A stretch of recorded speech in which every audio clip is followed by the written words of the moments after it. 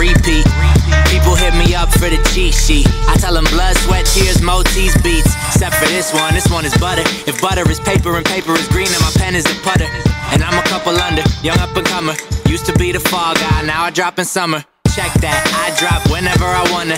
I drops for the marijuana, am I right, Q? Truly, I do be with the weed. It was given to me by my DRE because the pills wasn't appealing to me.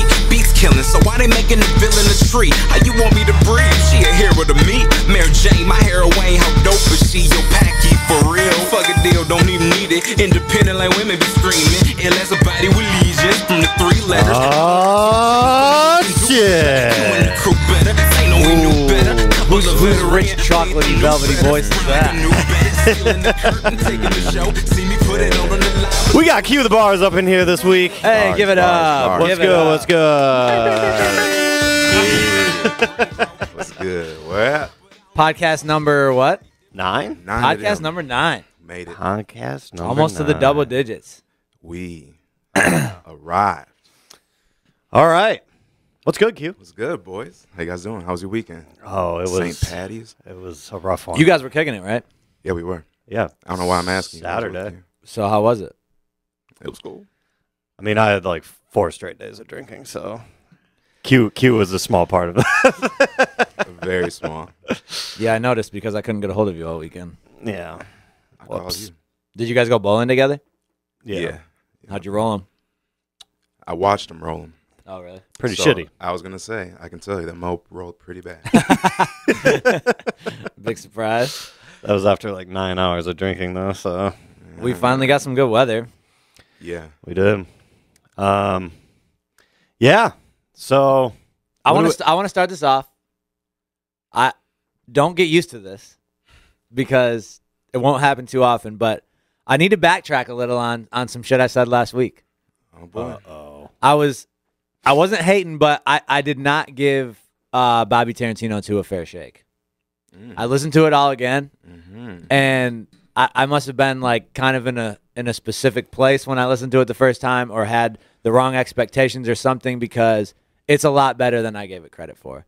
It's What made you change your mind? Yeah. well, just okay. So here's what I'm gonna blame it on, and I'll have to find the spot here, but I don't really know what made me change my mind. I just listened to it all the way through again, and I was like, you know what? You were kind of right. There were more moments that I was maybe looking for the whackness, the peace, love, positivity, all that shit. And when it happened, I like shut off for a minute. Yeah. You know, Because it's easy to do. as opposed to just listening to it overall and being like, you know what? This is like you said, all the beats were good, and he actually did well on them. I just here's what I blame it on. So the first song is called Overnight. So this is my first impression. And wait, I missed it. Really so hard to be a good person. Tell me, is it really so But then like let it go. Because this, I think what acting like a bitch. I treated everybody with respect. Here we go, right here. I treated everybody with respect. like that's the first song, and like that hit, and I'm just like, come on, we're gonna get more of this stuff? Right. And that's not fair, because it's just a couple lines, and when I really listened to the whole thing and gave it a fair shake, it's dope. He's rapping, the beats are good. It deserves more credit than I gave it. It's like it's more of a 7 out of 10. That's a classic example of like you're literally listening for, because when I listened to that part, I remember that part because it was like the intro of the whole project, and I was just like, and then when I listened back to it, I'm like, I mean, come on, I'm just kind of hating here. Like, that's not even really that bad. Did you listen to the project? No, because you told me not to. That's fair. You didn't tell me not to. No, but I I did. I hit him up when it came out. And Don't you fucking dare listen to that. It's like, I knew what Logic was recently, in my opinion. So I hit up Packy and I was like, listen to this for me and tell me if it's worth me listening to. Yeah. And he told me no. So I was like, Yeah. cool. I told you that Indica Badu one was tight, exactly, which is amazing. Yeah. But yeah, Contra's dope. I like that one. I'm still not that into the Boom Trap Protocol one that you like, but I like Warm It Up, and even the one with Big Sean and 2 Chainz. What was the? I missed one too. It was like Midnight or something. Midnight's like that. good. Yeah, Midnight's dope. I So like that one too. we're not going to talk about that. We talked about it last podcast, but I needed to walk that back a little bit because I gave it a second chance. And there's certain artists like your favorite artist. You'll really give projects and songs a chance. Like Absolutely. if I listen to a Drake album and I don't love it off first listen, I'll keep listening to it and eventually I'll notice songs and stuff that I love. With an artist that you maybe don't put quite on that pedestal or something, you just give it a listen and you either like it or don't and you move on. So sometimes you need to give it that second listen. Dude, that is mad interesting. I definitely didn't think you were gonna listen again. What you been listening to lately, Q? Bro, let's see. Let's go to the playlist. Smino, shout out Smino, man. He's coming to Common Ground this year. Eventually we'll. You've been big on the Smino train. Bro, Smino's the fucking truth. Smino de Grigio. Smino de Grigio. I have been listening to that Tory. Mm-hmm. Wale has this new song called Staying Power. I guess he's off Atlantic. Yeah, I heard that. Dude, He's off Atlantic. Yeah. Yeah. I think they dropped him. He said he left. You know how that be. Dude. Yeah. Oh shit. Yeah. When did that happen? Like a couple weeks Relatively ago. Oh really? Yeah. Okay, so Really I wasn't recently. just sleeping on that. I heard that All-Star Game when he dropped that song, I didn't hear that. which was kind of like old Wale type, rapping to the women. And I heard that's kind of the wave he's on is kind of how he used to be. Yeah, that like spoken word type. He's a wordsmith for sure. Yeah. So he doesn't have that label pressure anymore. I guess not. It sounds like it, honestly. Really? Yeah. I mean, it sounds. I mean, I've never been on a label, but it sounds like he's like in his bag, like his own personal bag. That's real.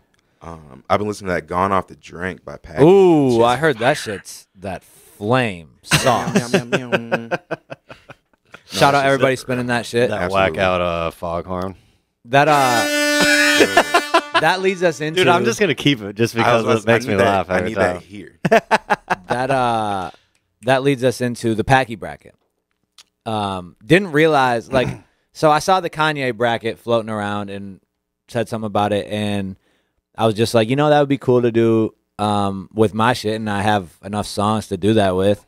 So I just sat down and did the seating. I pretty much based it off of popularity, but I didn't straight up just look at stats.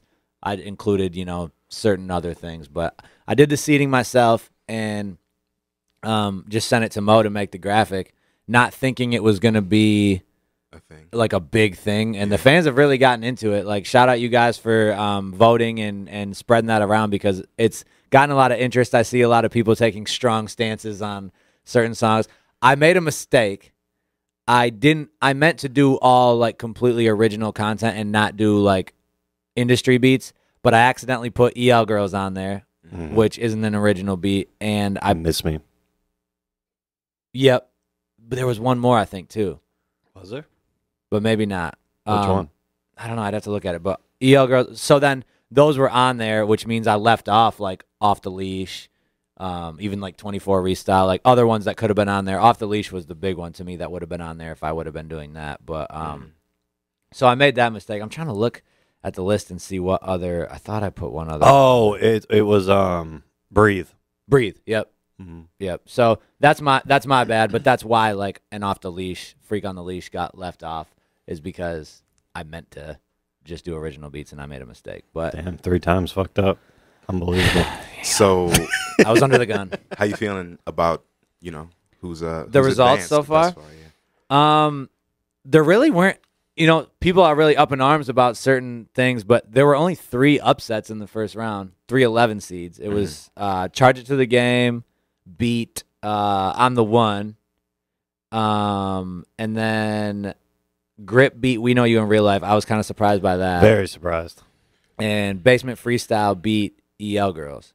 Not so surprised about that. Other than that, though, everything that was a higher seed won. So I'm really not that surprised by anything. Not surprised by Charges to the Game. No. Not at all. That did win. Yeah, Charge to the Game beat I'm the One. Because that was my shit. Dude, that's a tough Oh, matchup. wow. There were some good matchups, but I will say I was a little disappointed in some that weren't as close as I thought they would be. Like what? Like Static and Paved with Gold. Static won pretty handily. Even Breathing Defining Moment. Like I thought that was a good matchup. Delirious lost. I was disappointed in that. Lost to Groovy Chick. Yeah. Yeah. We need a recount. Yeah, I agree. I might just put Delirious in there. But yeah, so second round is currently live. We have one really close. Oh, Static took the lead. Static and Falling Up were 50-50, and now Static is 51%, Falling Up 49%. There's 10 hours left to vote, so get your votes in. Second round will be done by the end of today, but shout out you guys for voting on that shit. This shit has been fun. Vote or die. How about the real tournament? What do you guys think about them Spartans? I don't let's even just really jump want to right talk into about it. I think I'm disappointed. Is what I think.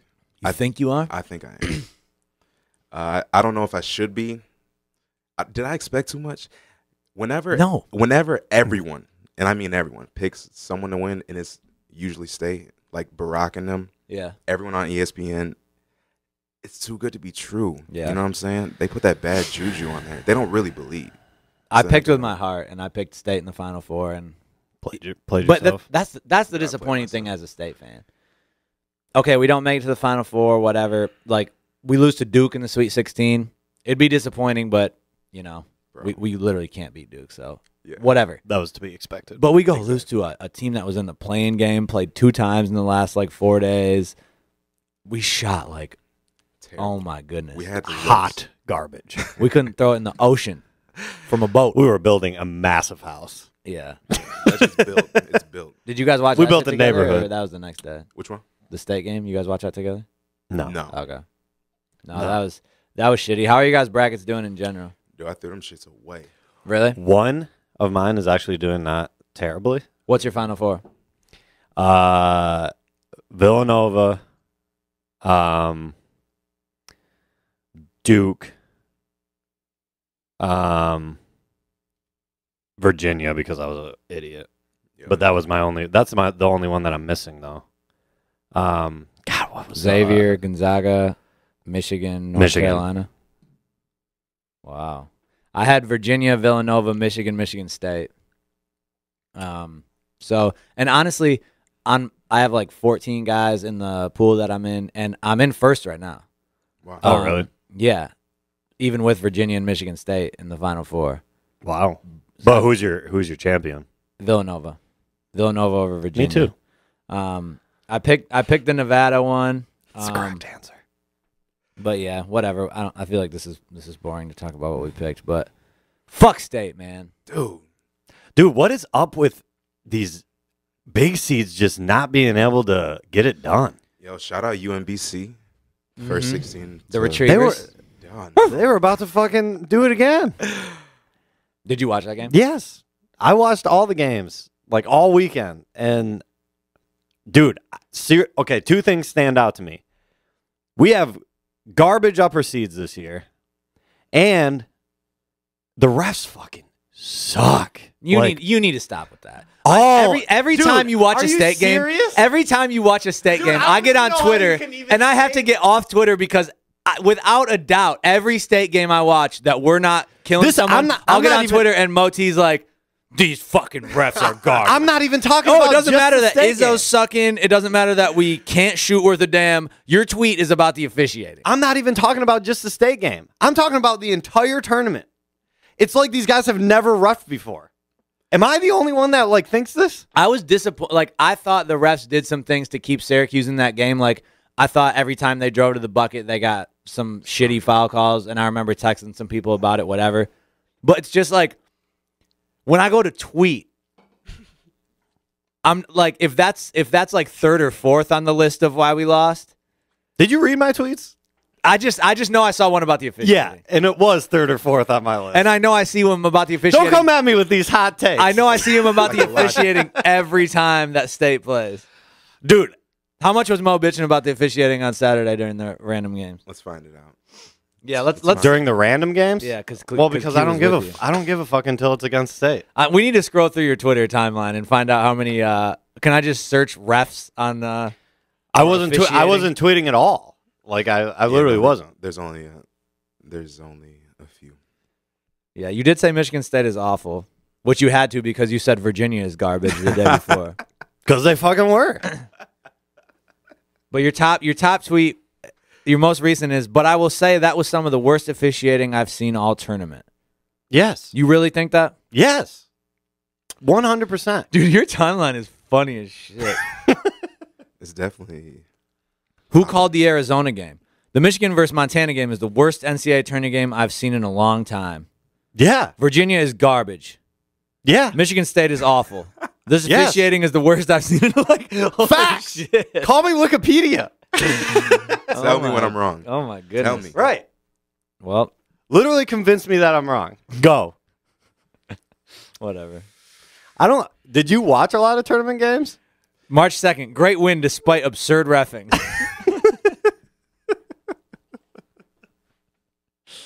See, I wish I could like search this shit a little more efficiently because I know there's a lot in here. Dude, and I'm not going back on any of that shit. Hey, believe what you believe. You know what I mean? Jump 2 feet in them things. February 17th, hashtag phantom fouls. Can somebody tell me what the fuck these refs are calling in this state game? Hey, okay. One thing I will say, and I feel like this is something that a lot of people can get without me just overall saying like the reffing was shitty that last game. To really drill it down, the more Michigan State games that I watch, the more I'm just like, Ward is such a freaking huge human being that he gets really fucked on a lot of like just shit that should be called. Yeah. Like I don't care how big you are. Mm-hmm. You're still getting absolutely assaulted. Like assaulted.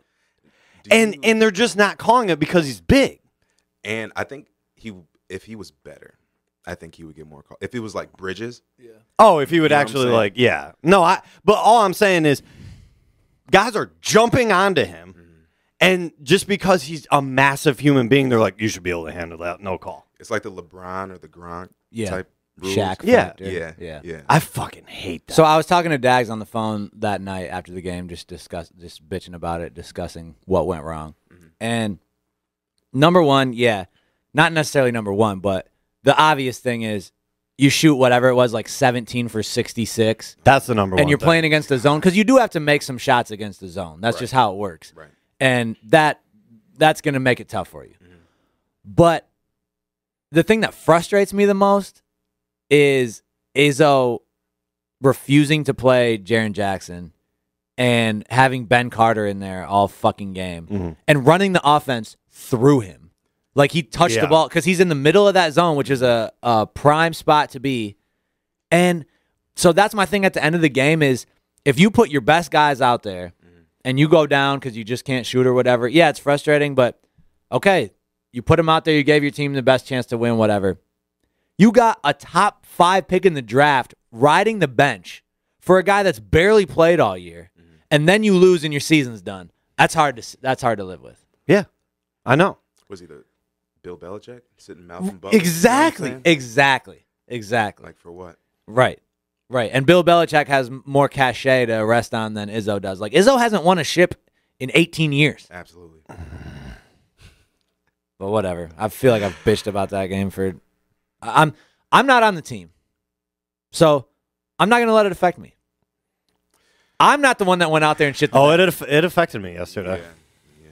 But today I'm not. I got better things to do. I got better things to do today. Than to talk about some bullshit. No, I mean, bottom line to me, the thing is, this is another reason why I hate Twitter is because I can't fucking bitch about the refs freely. I can't write a blog on Twitter. Like I can't appease everybody, so they give me how many characters, and I have to fucking just say what I'm feeling at that point in time. And Lord knows I just can't not say it. So that was what I was thinking as far as, and this is the whole tournament too. I'm not even just talking. I've literally felt most games that the refs were kind of screwing the big guys. Like throughout they were trying to force threes. Like, because when you pound it down low so much,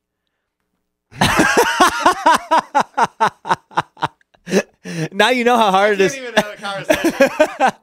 Now you know how hard it is for these commentators to commentate sports without. That's why I'm not a sports commentator. Right. Anyways, No, but I know what you're saying. You try to get it down low so many times, and they just like when you get salted down low. Whoa. when you literally are getting assaulted down low, you can't. You like, what are you supposed to do? Just keep doing it over and over and over again and hoping that things change? Yeah.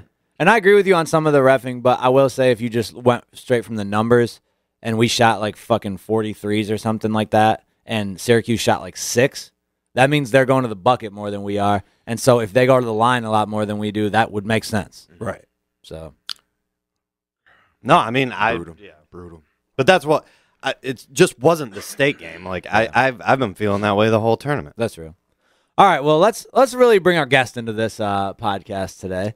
I know something the fans I think are interested to know, and maybe you came prepared with some things to talk about.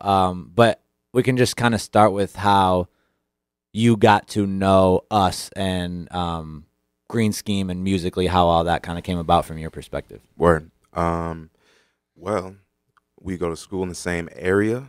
You know what I'm saying? Well, went to school, I should say. High school. But I've known Dags since like elementary school. But we kind of started doing some random. Everybody tries to be a rapper at least one time. Yep. You know what I'm saying? Especially in high school. And we actually got like a couple of our boys, and we called ourselves mixed breed because they were like some Latinos. Okay. And clearly I'm not, and neither is Dags. Dags is cool. Dags kind of looks like it. I know. So we made that was when MySpace was out, and we recorded a song over David Banner's Like a Pimp. Mm-hmm.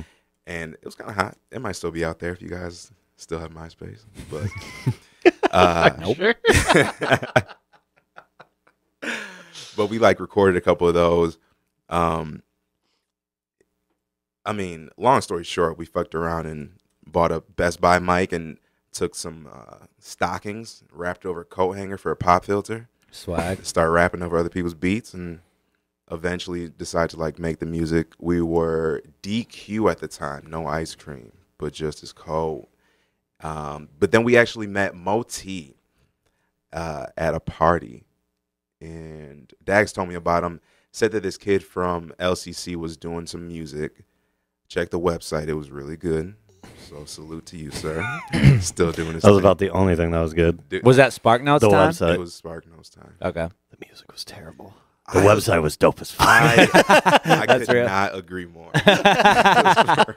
That's real. The shit looked really good. And that's how we ended up where we are today. Exactly. But we met this dude at a party. All the girls were like, "Oh, he raps." You know, I hate that. Just by the way, for people out there, if you have a friend that raps, it's not cool to be like, "Yo," to rap. Introduce him as the exactly. Oh, yeah. And then it's like start dancing. Yeah, this is not the time. Nah, rap boy. Exactly. Dance, monkey. I'm like, nah, I don't fuck with that shit at all. Yeah. So Moti ended up freestyling. He was nervous as hell. Yeah. So scared. But I was like, oh, good shit though. He did it because like I'm not about to do it. Right. They're like, now you go. We're like, nah, Yeah. we're not doing that. But then we booked our first show at the Small Planet, and we're like, we gotta have somebody open for us. And Dags was like, what about Moti? So I didn't know you at all. I don't think. No, I don't think so. Maybe just like seeing you guys. We didn't fuck with you guys just on some like high school stuff. Yeah. Like Our high schools were rivals. Exactly. Yeah. Like you go over there. Yeah. Man. Real shit though. We wanted the girls that went to the school, but y'all just didn't deserve them. Is what we thought. Yeah, and then that first show, our first show, I guess was your guys' first show performing together. Yep. Ours was terrible. Yours is pretty good. It was a terrible night. Dags got kicked out, flipping over chairs and shit on his way out. Too faded? Yeah. He was flipping over chairs. Yeah, it you was don't remember that? yeah. I remember him getting kicked out, but I didn't know On what the he was way out, doing. he was like, Oh my god! it was our homeboy's birthday, so we got 2 turns a little before. But yeah, man. From then on, the rest is history. But we started as DQ, and then we're like, that's ice cream. You know what I'm saying? And QD, that's also ice cream. Both quality. Yeah. So We ended up switching to Dag said he had a dream. He took a nap. He had a dream about the Elroys, the E and the L capitalized, and it was like I can't remember what the explanation was, but he had a dream, so we went with it. So then we released a project, Michigan Lefts. Dope project. Thank you, sir.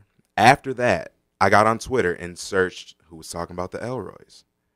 It was all people mad as hell. Like, the Elroys came through, shut the party down. The Elroys locked me up.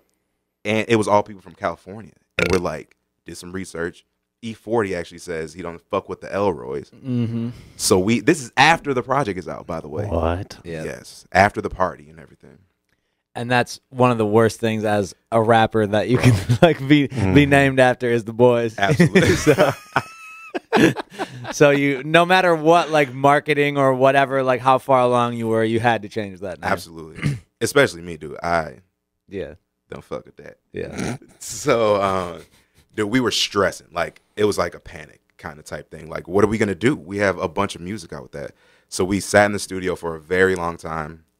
Eventually came up with Green Scheme because we still wanted like the East Lansing aspect kind of about it. But we wanted like, other green money, the pursuit of, everything's about the scheme to get that green. So that's real. Yeah, but, our first song with you guys, though, Try Me, that's actually how I got my name, QTheBars. That's right. Anointed by St. Patrick himself. That's right. So I think, and because until you just said that before we started the podcast today, that's how you got your name, I had totally forgotten about that. So I just randomly, I had it in a line in the song, like when I kind of introed you into the verse. Exactly. And then you just went by Q before that? Yes. And then on Twitter, my handle was like Q the one and only or some shit like that. Okay. And you tweeted like at QTheBars, you're like, this is still available. You're like, you better jump on this right now. So that's when I actually switched it to it. It was after the song was out. But Word. Yeah, I was just like Q. Dags always had me in his phone as QUART in like middle school, not middle school, we didn't have phones, but high school. Yeah. And I thought it was because I could drink a bunch. Teen drinking is very bad. Yeah, I got it out. So I don't really know why he gave me that name. Maybe just to switch it up, but I've been going for Q for a long time. Okay, word. Yeah. So then, Try Me, and then we ended up doing the Max Bar shows, and then we really started to get into the Green Scheme Spectator shows, and that was a wrap. Word. Rap them. Word. Gang, gang. So that's how we got to know Q. And anything you want to tell the people about what you're up to now, or anything along those lines, or you want to just get into some other topics? Are you guys interested? The fans want to know about you, man. They're asking for more music and more stuff with me. I get it all the time, so I just want to make sure that they get to talk to you right now. Well, it's gonna happen. It's absolutely gonna happen. I've been writing a bunch. I haven't been recording because I haven't had an ideal recording set up. Mm-hmm. The Green Scheme reunion 2018. I was asked that on Twitter. Okay. Maybe. Yeah. Maybe. Word. I don't know. Well, At now least like a couple joints. We got the studio space here in the office here, and Q's been hanging around a lot, so no doubt there'll be more verses, more music from Q. So, one of Q's big things that we were even thinking about maybe eventually adding a separate section of the podcast or a random video segment. Anytime a new food comes out at a fast food joint, a new item, whether it's the most absurd thing ever or something that actually sounds kind of good, Q's got to go try it. Absolutely. And he always comes back with the reviews. So do we have any new ones? No new ones. Wow, okay. I mean, besides, I have to tell the people about the Taco Bell fries. They're all right. They're okay. I like how you're like, I have to tell the people about the Taco Bell fries. I was like, okay, they're either going to be really bad or really good. They're all right. They're worth the dollar. Not average. They're $1. They're worth $1. If they were a quarter more, it would not be worth it, is my personal opinion. They're a little soggy, not really crunchy. If you're, I prefer my fries to have a little snap. Little crunch. Yeah, like my verses. Do you like McDonald's fries the best? No. Or what are your favorite? Wendy's? No. Arby's? BK? No. Don't say BK. No. Okay. Silly. Yeah, probably McDonald's. You're out of control. They have the best salt proportions, but I don't know. I fuck with probably McDonald's. Yeah, I would probably go McDonald's, Wendy's. Or I fuck with the curly fries, though, from Arby's. So Yeah. Those are the top 3 though, for sure. You can get nasty ass curly fries though a lot. BK's got to be one of the just like what do they bring to the table really? Nothing. The Whopper. That's all they have. They also have amazing cereal milkshakes. Which I would Cereal recommend. milkshakes? Bro, What type of cereal? Oh, I think Cinnamon I saw Toast Crunch, amazing. Fruit Interesting. Loops, pretty good. Interesting. See, I would never. That's what I'm talking about with you getting these items from these fast food joints. I love milkshakes. Yeah.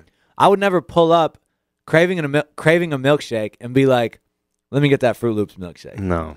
But it probably is good. Because you probably haven't heard about it. That's true. And now, when you pull up to every place, you're going to say Fruit Loops. Another thing BK has, I don't know if they still have it, but with their onion rings, they got that zesty sauce. That's fire. That zesty sauce is maybe my favorite sauce. I've heard a lot of people that say that. Ooh, it's good. Is it not Thousand Island? It With might a be little kind of zip? like that. Yeah, it kind of has a little bit of that taste to it, and it's got a little. Yeah, A little, it's got a little kick. little zing. It's got a little. It's got a little.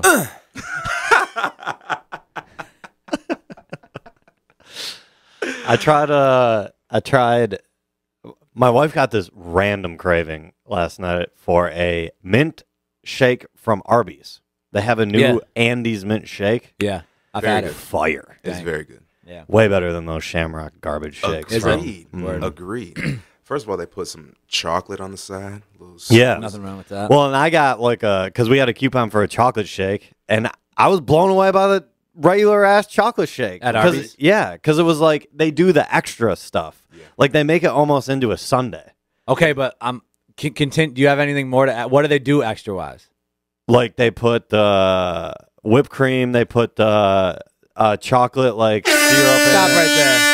But Stop right but there. it's not. But it's I not hate overdone. whipped cream on shakes. It's and not every overdone. time I go to a fast food joint and get a shake, I go no whipped cream, and every time they put the whipped cream on there. I agree because McDonald's is like famous for that. Yeah. They're like the most unnecessary. It's like half whipped cream, half shake. Dude. And then you can't even slurp it. No, I hate that. But this was very tastefully done. Okay. I'm just being real. No, Don't that's fair enough. No, McDonald's is extra with a lot of. If you ever get like, they slop that sauce on all your stuff. Mm-hmm. You know what I'm saying? That's Mhm. real. But Arby's is fire. Arby's Good is for you. fire. Get those sliders, $1. Mm-hmm. You know what I'm talking about. All right, that's all I got. All right, what along those lines, along the food talk, what'd you eat today, this morning for breakfast? Nothing. Is that a typical morning for you? Yeah, especially on like when I come in early for the podcast or whatever, I'll have a water when I get here or something, and then when we're editing, grab lunch maybe. What is your ideal breakfast? Like, what do you need, or what's like the best you have? To be honest, like, okay, not ideal, but realistic. What I eat for breakfast, if I have breakfast, I love cereal, so I'll just have a bowl of cereal, whatever. Ideal breakfast. I used to really be a breakfast guy, Right, like eggs breakfast and for shit. dinner type stuff. But more and more, no, I'm more of a lunch guy now. But yeah, I mean, I like a good, just like a hash, like a skillet, Yeah, eggs, some hash browns, bacon, throw it all in there. I like that. I'm not if I had to choose between that and like pancakes, French toast, I like those, but I'll go with the skillet. What about you, Mo? What's your Not a big breakfast guy, really? but if I gotta have breakfast, it's normally the simple stuff, like the breakfast burritos, and not with a lot of shit in it. I don't like that. Like I'm very, I don't know. I can't like overdo breakfast, or else it's like gonna throw off my whole entire day. Really? Well, that leads me to the next question. What's the bare minimum that you need to be productive? You know what I mean? Food wise? Food wise. Or even if not at all, Everything, like coffee, yeah. like a cup Wait, of like coffee. through the whole day? Just like say you're about to come in here and just work for a few hours, Okay. maybe. So I'm typically start my day with coffee. And that can usually get me through. And let me walk you through it. So if I just have a day and I just need to work on music or something like that, I'll start it off with a coffee, Okay. and I'll work for a few hours, and then I'll be okay. I need a little maybe like a blueberry muffin. Okay. Love me a blueberry muffin. All right. One of those from Meyer in the bakery. Okay. Those Dude, bigger ones. Shout out Meyer Bakery, one of the best. Yep. So I keep those on deck. So maybe I'll throw in a. I like bagels too. Okay. Don't get them as often, but Blueberry bagels. No, just Interesting. plain with cream cheese. Maybe a everything bagel once in a while. Tomato basil, good flavor. Amazing. But yeah, something like that. Have a glass of water, stay hydrated, Absolutely. and then maybe I'll take a break, go to the gym or something like that.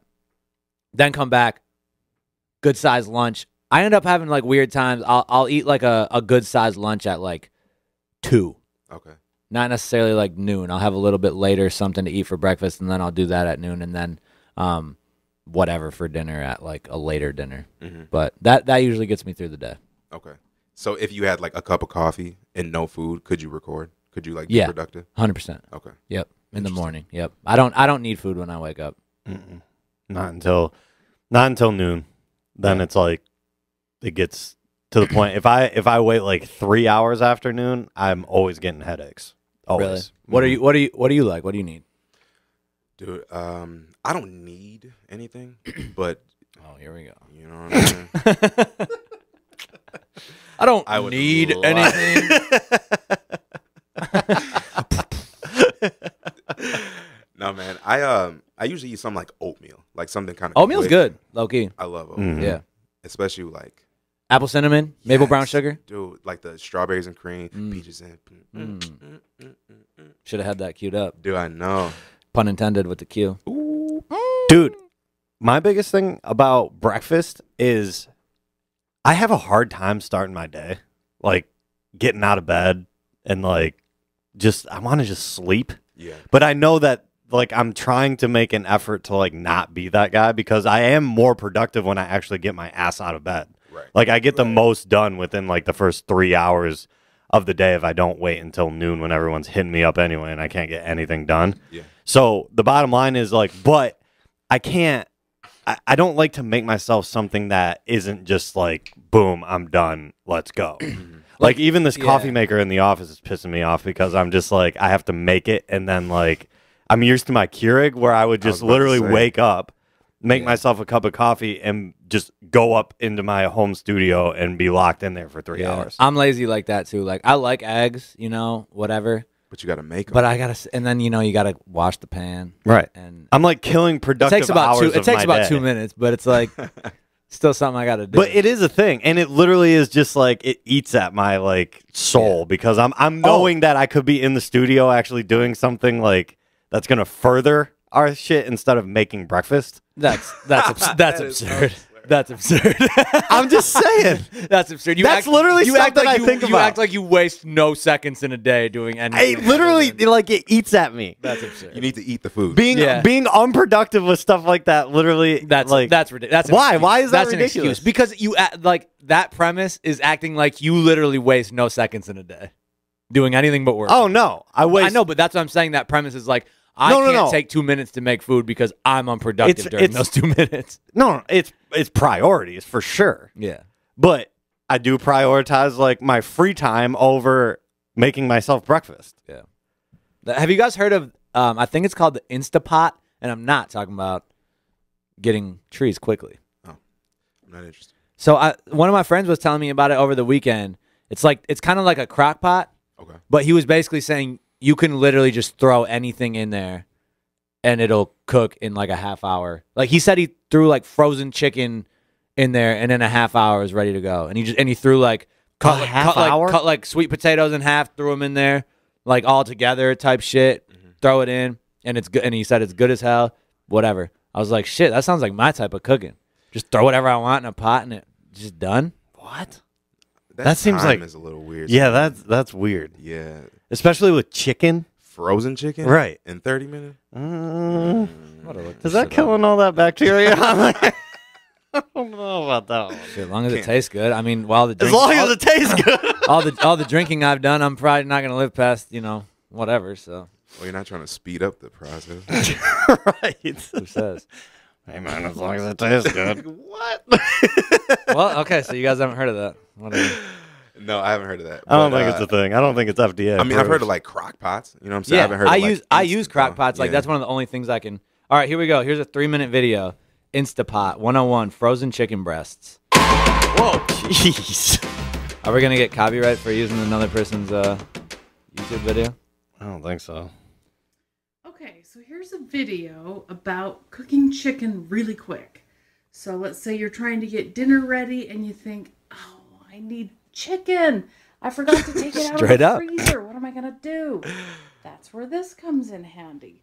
So I have some chicken here, and this is like one of those flats of 5 or 6 chicken breasts. That's the Instapot. It really just looks like a crock pot. On sale. Literally. And these are frozen solid. And those are some big ass chicken. Yeah, those are solid. I mean, solid. I tell you, this is not fancy Hollywood I mean, tricks. I am not doubting that this thing probably gives you chicken that's edible after 30 minutes. You're just wondering if it's really... Yeah. Because a microwave can do the same shit. I don't want to. Right. Like, technically, I could eat chicken out of the microwave and tastefully be okay with it. Yeah.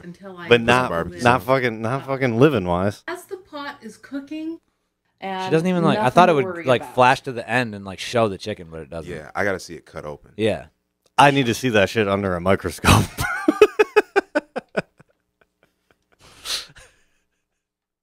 Because I mean, really though, I could put chicken in a microwave and after 30 minutes, I could eat it. But like, hey, my friend swears by it. He likes it a lot, so I'm interested. I'll at least do a little research on it. Absolutely, I would do research on it because I don't cook. And if something can really help me cook, because it's not that I don't like to, I wouldn't rather have like a healthy meal or, you know, not go get fucking McDonald's. I would rather cook, but I just don't. Well, yeah. So I just throw stuff in a pot, whatever. But that's what freaks me out about chicken, though, is I know that it's like, you have to make sure that that shit's done. Yeah, especially with chicken. Yeah. Dude, I'm weird about... You guys are scary. Dude, I am. I don't give a shit. You do, though. That's like a thing. That's not like a... Live a little. I'm checking dates on this water. What else we got today? Instapot was my last topic. Q, you were talking to me about this white and or not white, light and dark drank. Yeah. What? Okay. What do you prefer? Are we talking alcohol? Yes, we are. I'm a whiskey guy. Okay. And you are?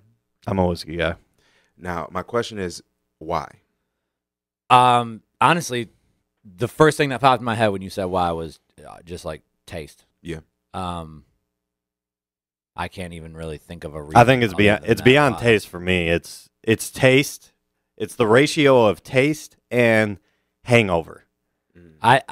When I'm and I'm not saying you're not. I'm saying when I'm talking about like what I like to drink, hangovers take no part in it. Because I don't honestly even. I haven't thought about it enough to even form an opinion on what gets me more hungover than other things. It's just like I drank a lot. I definitely have. I mean, I assume cheaper.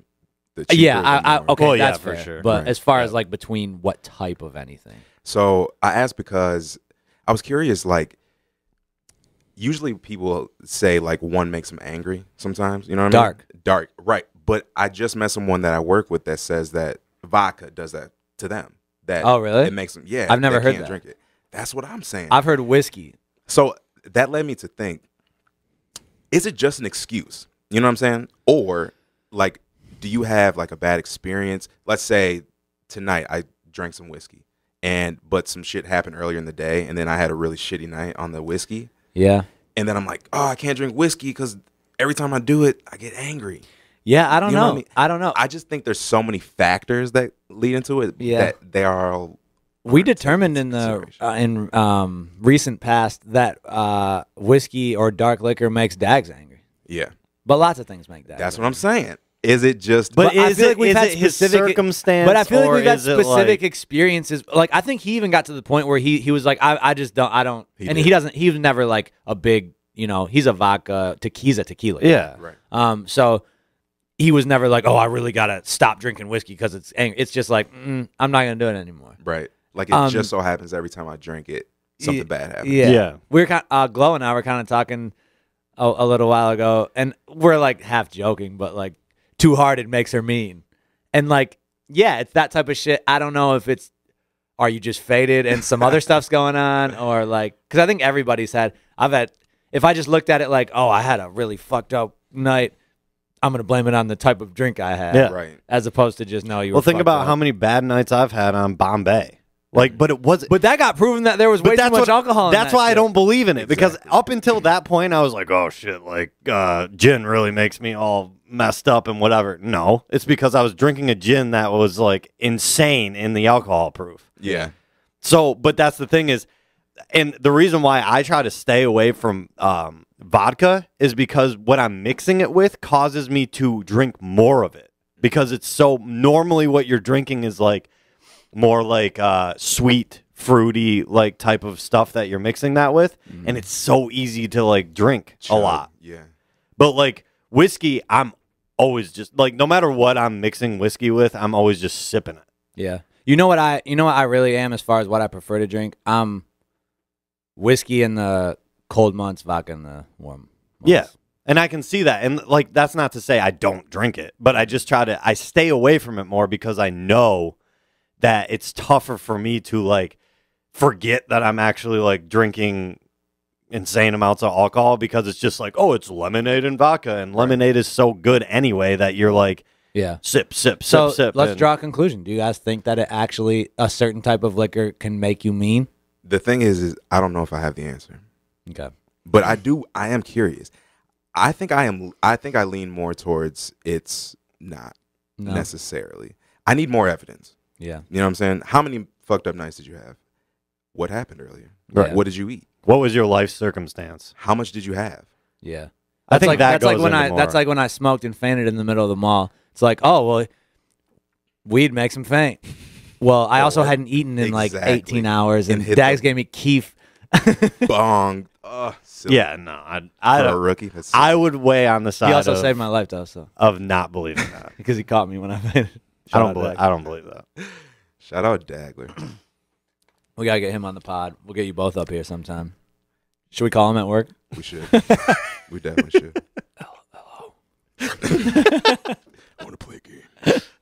We just start screaming on the other end of the phone. I kind of want to call him and ask his opinion on that. Yeah, hit him up. Should I try? For sure. I don't. Yeah. What? I'm like thinking about this topic in my head, and I'm like, there's just too much that goes into that Too much. to literally like just be like, it's because of the color of it, like it's because of what the alcohol was that I got so angry. Like, no, I don't. And how many other people that same night in your same group was drinking the exact same thing? Right. Yeah, but I feel And like how people many can nights- react to things differently. But how many Exactly. nights have you not had that same reaction though? Exactly. There's two. I need to see more. Because I do agree. Like, I've had more bad nights on like vodka and gin than I have on anything else. But that doesn't mean just because it's. He's about to be pissed. Ooh. No, I won't. Why is it sounding like that? It's FaceTime audio Why don't you just call him? because my phone shuts Hello. off. What's good? What up? You're live on the podcast. Yes. Bracket. You just wake up, bro? Nah, I'm still at work. You sleeping at work? You sound like you're sleeping at work. What's good? Chilling. we have a question for you. We won't take up Alright. too much of your time at work, but You're good. we want an opinion. Do you think a specific type of liquor, dark or light, specifically, I think the common conception is dark. Correct. Liquor can make people meaner?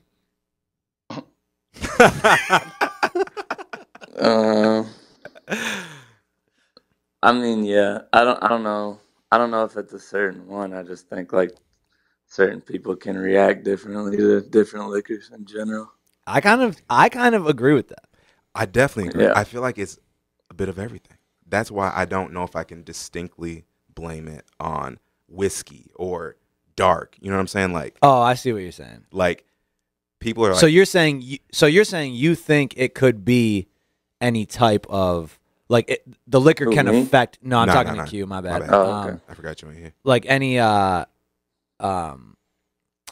specific type of liquor can affect you in a different way than someone else, and it could make you meaner. But you're saying it just doesn't have to be like dark, or it doesn't have to be whiskey. Correct. Okay. I think it's just like a blanket statement to say dark liquor makes me angry. Maybe it's like Captain Morgan. Maybe you know what I'm saying? It's Dax, like, when's the last time you had dark liquor? I mean, There was a period of lot time it. where there was a period of time where you took a break from it, right? Yeah, you retired it. Yeah, I mean, I don't drink it really anymore. Like, I'll have maybe like a shot or a drink or something, or a couple drinks, like Yeah. a Manhattan or an old fashioned or something. But like, I haven't just specifically drank dark liquor and been drunk in like a long ass time. Yeah. Yeah. You're that tequila man. Yeah, I you- mean, that's the thing. Like, I can drink a lot of tequila and it doesn't seem to affect me. But then you hear all the time, like, tequila makes me a slut. Or like, what the fuck? Does it ever, make you a know? slut? No, it's like my nice, like chill buzz. You Yeah. know what I'm saying? No, that's fair. That's actually a good example. People say tequila is like their big, oh, I better not have any tequila. Right. But then someone like Dags is, you know, he drinks tequila all the time and he feels like that's his smooth go-to whatever. So that kind of goes to your point of it just depends on how you react with it. Right. Yeah, and I think like if you drink too much of anything, like you're probably gonna have problems. Yeah. Exactly. That's Like, what I'm saying. How that- much? You That's drink what I was 1,000 saying. If you drink 1,000 beers, you're probably in trouble. Right. Depending on how much you had to eat too, like Everything. Everything. Yeah. Like what's on your mind and shit. Yeah. right. All right. Well, thanks for that insight, Dags. We'll get you on the pod so we can talk about some more shit. But For sure. have a good day at work, bro. Gang. we'll check you gang. guys Dags, was out your later, office bro. door closed throughout that entire conversation? What's that? He said, "Was your office door closed through that conversation?" Oh yeah, you already know. Word. All right, man. Be easy. All right, bro. All right, guys. Peace. Peace. Yeah, I think that's. I like the tequila point because people say that. Like I kept thinking whiskey, people get angry, but people think they really get gone off the Loose. tequila, and I believe it. Yeah. But it also can work with other things. So One thing I did think about though too, you could like fool yourself into thinking that. I Like definitely think so. I think it's a once mental you think thing. that, you actually then are you right, yeah. you fool your brain into thinking that you are like that. I think so. I think people think that with tequila a lot. Yeah. Like people are just like, oh, tequila, because it has this reputation of, like Dax said, Yeah. tequila makes me a slut. And, like, why? Because when you're drunk, you go sleep with people, Right. But it has Right. nothing to do with Exactly. tequila, right. Did Yeah. you just It's- want to sleep with people? Right, anyway? Right. right. It's almost like an excuse almost to like be that way. Exactly. So if you are that way, it's like, oh, well, it was the dark. Yeah, sorry. You can't blame me. Sharon shouldn't have bought me those shots earlier. Sharon does not sound like she's wild. No, she's She needs to be in the She's a office. read. Sharon. No disrespect to the Sherns out there. Why is that Sharon just is popping Karen. in my head? I know no Sharons. Oh shit. Let's do a few fan voicemails. A few Hey. fanners. Yeah. Shout out to It doesn't have to be the end of the pod, but you know, I know I'm out of topics. All right, first one. Hey guys, it's Michael. Spectators on the way, baby. Big fan here. Love you guys so much. I know who this is. I started rapping when I was 31, but yeah, I'm just trying to get some bad bitches on my dick. I love you guys, and my question is, when you're on stage and a bad bitch shows her nipple, do you get nervous and forget your words? Because I would. Peace out. That's Yates for sure. What did he say? When a bad bitch shows her nipples and you're on stage, do you get nervous? Forget the words. That's never happened to me. Hey, So I don't know. you can only aspire. There aren't any bad bitches out there anyways. In what situation is he talking about? Only my girl. He said when you're on stage. Oh, I didn't hear that part. Not just walking around in life. I was like, what? Oh, okay.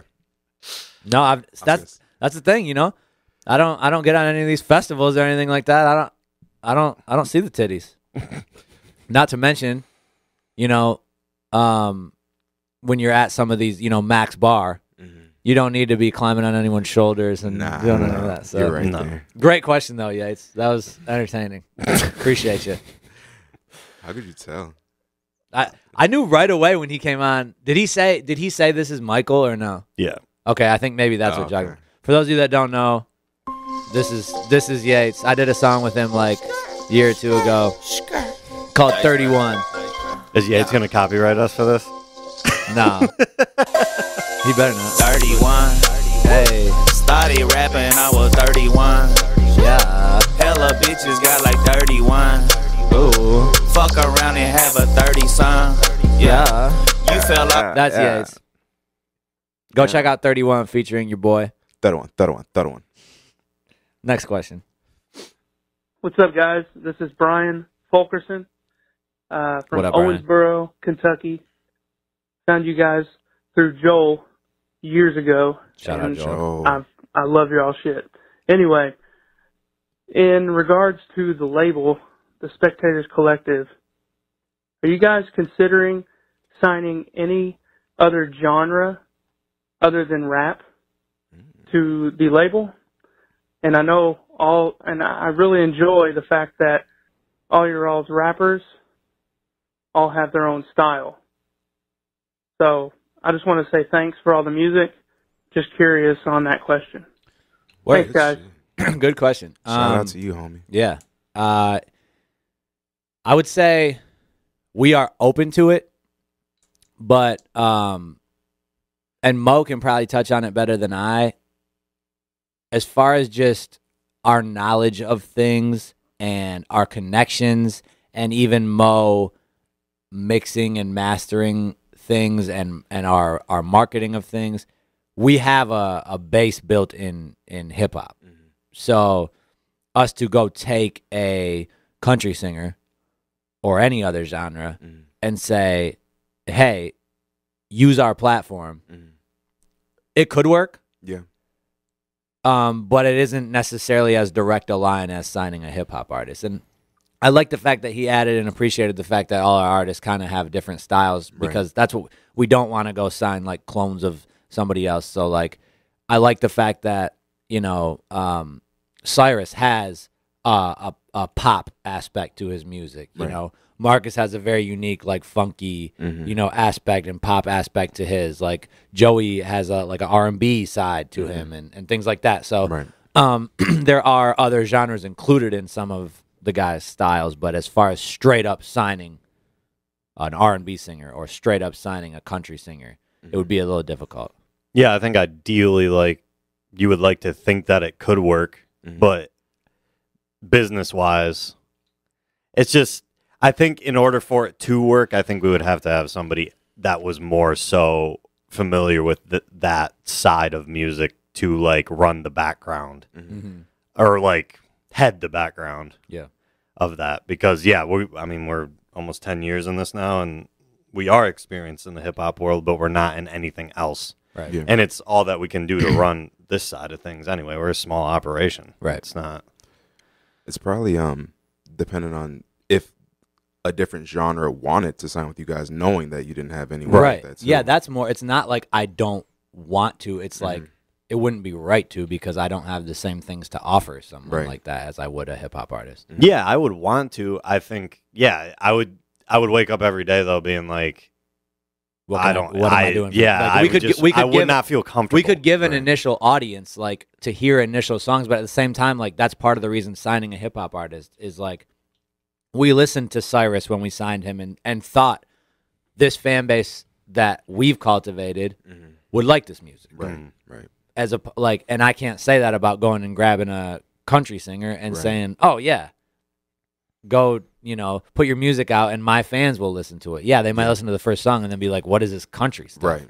So the best analogy I can think of is like, everyone would like to be the big market networks like CBS, NBC that does it all, like news, sitcoms, like everything. Yeah. But not many can. Right. So there's a lot of like MTV, Food Network, like things that specialize in certain things that, and they're good at it. That's a good point. Good question, though. Yeah, for sure. Hey, guys. It's Noah B. from Toronto. What up? And I was just wondering if Packy reached out to Tory Lanez to work on Slide with him, or if it was the other way around.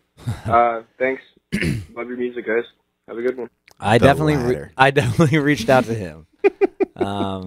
Tory wasn't reaching out to me. And I actually... Tory reached out to me. Yeah. He actually hit me up the other day and he wanted to use one of my songs on his album.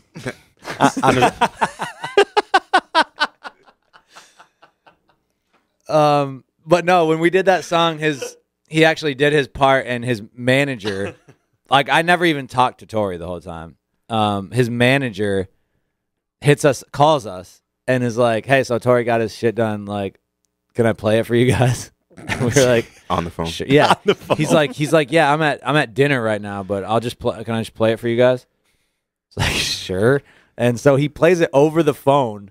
I think it was from another phone. Yeah, it was like holding another phone up to his phone while he's at dinner and playing Tory's part. And I was like, yeah, like sounds good, but can you send the file so I can actually sign off on it? Because I'm not gonna sign off on this, you know. But no, I definitely reached out to him for sure. He was a much bigger artist than I was and is. So, Right. But yeah, shout out Tory Lanez for doing that though. That was dope. Do you guys have any other topics, and we can finish with some fan stuff, or are we just ending with this? I thought you were talking to me about one more thing that you were, and I can't remember what it was. Oh, I did want to bring up Common Ground. Oh, this summer. For those that don't know, Common Ground is like the biggest festival we have here, the only festival we have here in Lansing, except for we had Prime last year, which if that keeps coming back, that was dope. But that was the first year. Common Ground's been happening for a long time. So you guys performed at Common Ground what year? 2 years ago? 2015, I believe. 2015, yeah. Summer of 2015. Yeah. All right, so I'm gonna go through the lineup and see if anything tickles your fancy. So Thursday's the country night. I already know you're intrigued. Absolutely. They got Kip Moore and Hunter Hayes. I don't know who either of those are. Dags said they were dope. Is Hunter Hayes the guy that is like 17 years old? Yeah, he looks like he's 10. Okay. I've heard of him, but I have no idea. They're the only ones listed for Thursday. Friday, we got the real pop artists. Okay. London Richards. You ever heard of him? No idea. Sasha Sloan. No idea. Nope. Smeezy F Baby Smino. Can't wait for that shit. Oh. Jesse Reyes and Halsey. I've heard, is Halsey kind of headlining? She is headlining. Yeah. Yep. That's dope. I think that's the order too. That I just okay. You think G-Eazy's gonna be there? Maybe. I think G-Eazy's in this room right now. To my left. Hey. I'll fucking kill you. Yo, you're dead. Halsey's dope. She did lie straight up to my face. She's not from Michigan. When she says, "I got a boy back home in Michigan," I heard something about that. Yeah, well, she's not. Where's she from? from? The very next line, she talks about someone in the Garden State. It's her, because that's where she's from. She's from New Jersey. That's she's weird. Dope. She's dope. She was. Did she live in Michigan for a while or something, or why does she? Bro, if you say back home, yeah, your home better be exactly. Yeah, where that's you're weird. Unless you're talking in the third person, like is she like telling a story from somebody else's perspective? Maybe. I don't know. I didn't even hear the song. I don't know. Bad at Love. I know who she is, but I've never really heard much of her music. That's the only song I've heard from her. But they were pumping her in the iHeart Awards. I heard that. Oh, yeah. I heard that. That's that they were every just showing shot, her just- every skirt. After we turned it off after the dog awards. Bro, shout out The dog awards. Shout out Ariana Grande's dog. Dog. Yeah. Not even her dog. So I can't remember. Have you guys talked about best versus favorite? No. When you That's a talk good about point, though. your top whatever. Oh yeah, that's what we were. Even if it's like food. Again. Yeah. But so I would ask you guys, we'll say top 3 maybe. Maybe top 5. Favorite artists, rap artists. Not best. Not like the Jay-Z, Right. Tupac, Biggie type Right. joint. Oh. You want to go first, Mel? You can marinate if you want. Yeah. Favorite. When you first, I'll let you think about it. And when you first said that, the favorite best thing, I was thinking about like songs because I immediately went to like the bracket that's going on right now that we're doing, and I was like, even myself, if I were to fill that bracket out, my favorite and my best would be completely different. Right. Because to me, best takes a lot more into account. Like it takes into account how successful the song was. Like I would be stupid to look at like, let's say Wobbin wasn't one of my favorite songs, but I would be dumb to look at the numbers that it's done and say that's not one of my best songs. You know? So I feel like that could also go 2 ways though, because what if it's like the best you're like, you think this is the best you performed a song, recorded a song. True. You're like, this is my best vocal performance. That's true. But the song did not that well, or it did really well. Yeah, because it shouldn't be based off like what other people. Exactly. Yeah, that's true. For example, like Delirious, I think is one of my best like vocal. Like I feel like I hit a pocket with my melodies and singing and stuff. But yet I got knocked out first round by a song. Groovy Chick is a popular song. One of my least favorite songs I've done, honestly. And so yeah, the whole favorite best thing can. That's a good discussion. Who are you? Do you have a top 5? Are we talking in a time frame? No, of all time, top 5 favorite. So you said favorite, right? Favorite. You got Andre 3000 is my favorite. Dope. And he, I think, is arguably the best, one of the best. But that's fair. Does the best? I mean, I don't think the best equates to favorite. You know what I'm saying? No, not at all. Is Delirious your favorite song? Because you think it's your best vocal performance? No, I don't know what my favorite song is. That's so hard to decide. No, I can't pick a favorite, but I wouldn't just come out and say Delirious is my favorite.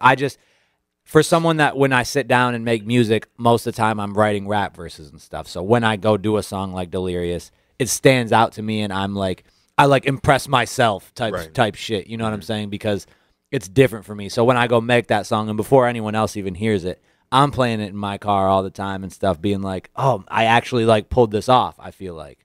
As opposed to, I know I can go write a dope verse. Right. You know? But I don't know that. I could hear that Delirious shit in my head when I hear the beat, but go try to record it and not be able to pull it off.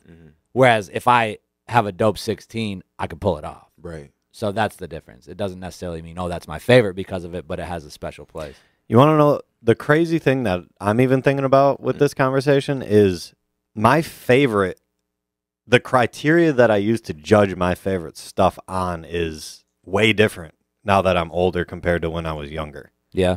Like, it's kind of like the best example I can think of is video games.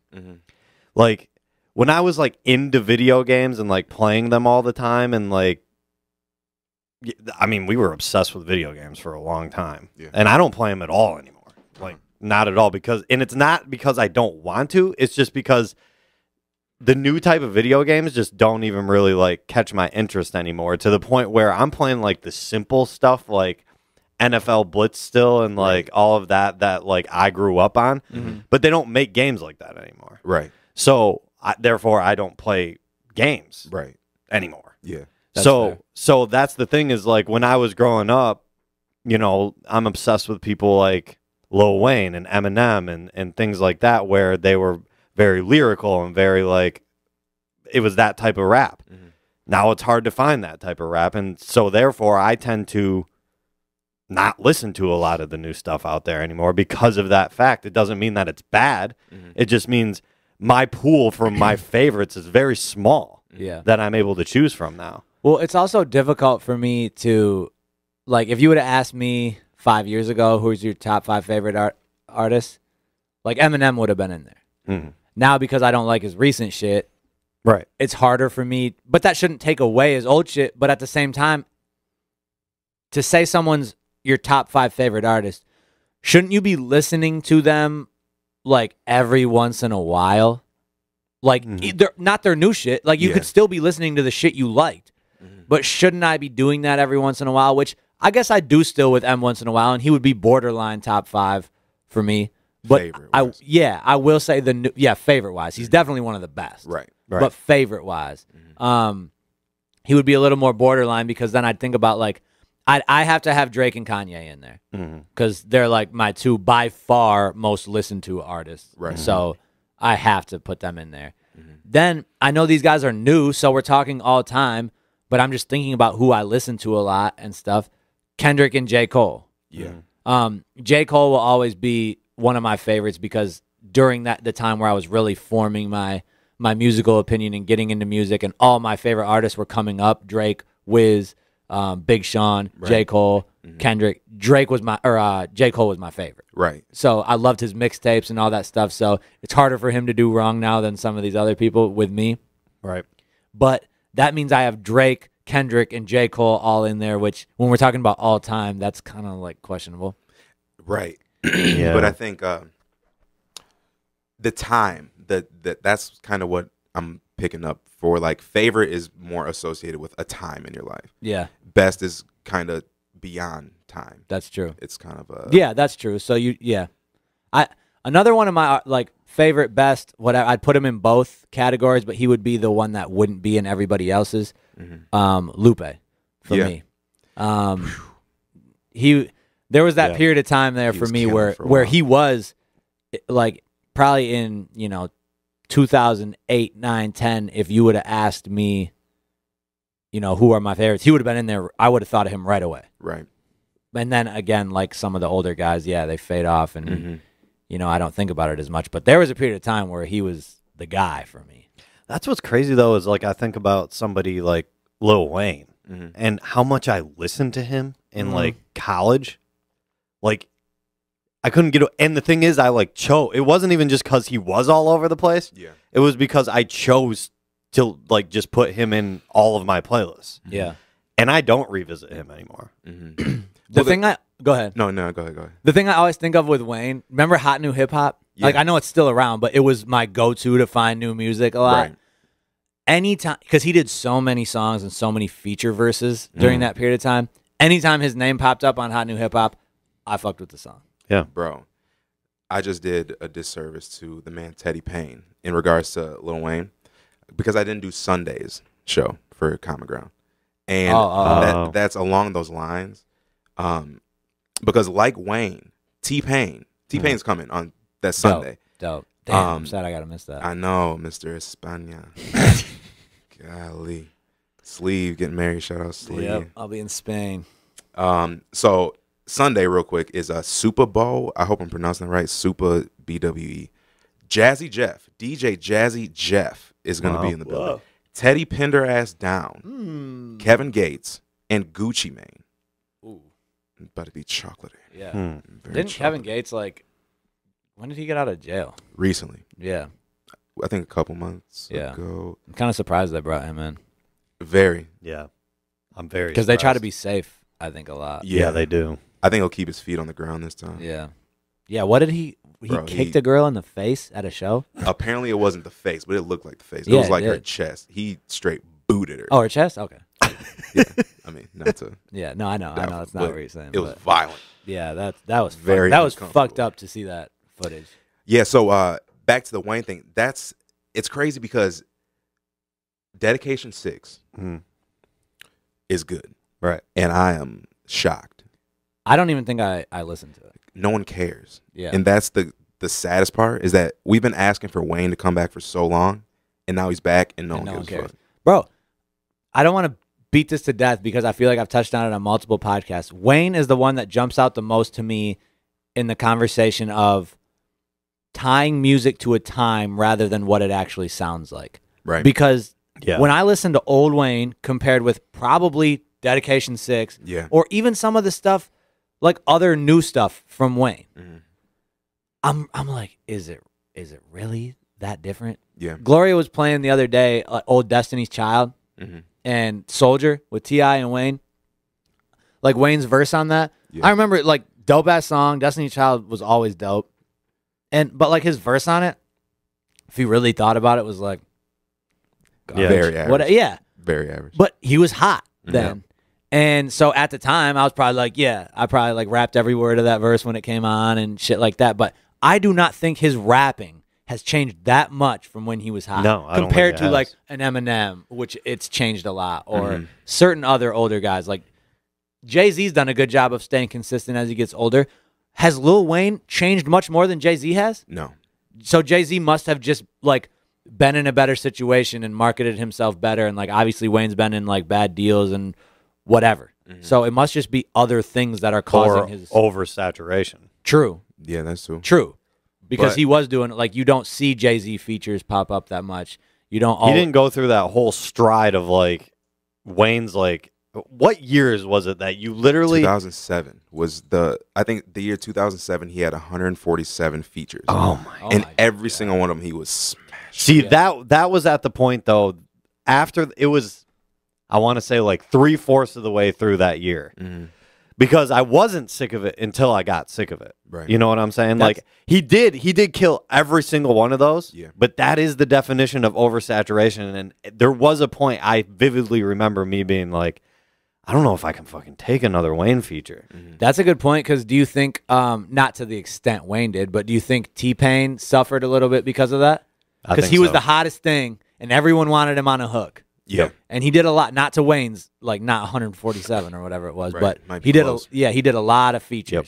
And then there hit a point where people were just kind of sick of him. But like you listen to even his new music now, fire. Like he's still dope. Yeah. But he's not like as popular as he was. No. I don't think. Maybe I could be wrong about that. No, I don't think he is. No, definitely not like it was. Okay. No. But he's definitely on like the rise, I would say. Like he's coming back up. Exactly. Yeah. But it's a good time for it because so many generations have passed, and you know, it's music is just like in cycles all the time. But I feel like the biggest difference is I felt like people were asking for old Wayne for so long. You know what I'm saying? Everything he put out, we're like, that's not old Wayne, not old Wayne.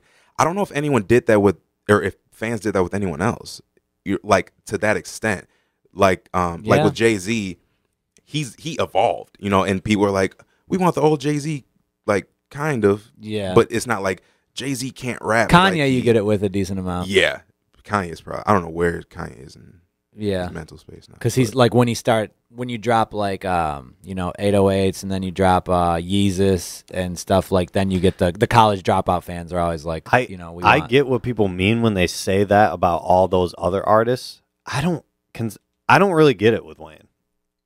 Well, that's what I'm saying is, dude, because his new project sounds like old Wayne. But like even before that, but it's like I don't want to hear old Wayne, 07 Wayne in 2018. That's right. the problem. Yeah, you know what I'm saying? So I don't know if he did that to appease people. But what is that so like? Can you tell me what like this new project? Why was it new or why was it old Wayne? Because he's the punchlines, the bars. Like he's actually his bars are like.